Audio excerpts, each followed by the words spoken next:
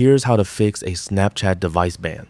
First, open the Google Play Store or App Store and make sure Snapchat is updated to the latest version.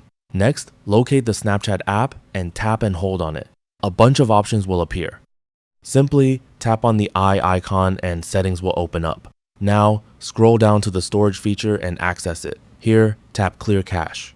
After that, return to settings and search for date and time. Disable the set time zone automatically so you're able to change the time and region. Next, change the region to a random one and get back. Wait for 10 seconds and then change the region back to the original one.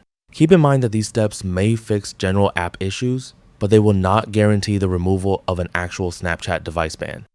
A device ban is applied by Snapchat servers and cannot be bypassed by clearing cache, changing your time zone, or reinstalling the app. If your device has been banned, you'll typically need to wait for the restriction to be lifted if it's temporary, or contact Snapchat support if you believe the ban was issued in error. That's all for this video. Thanks.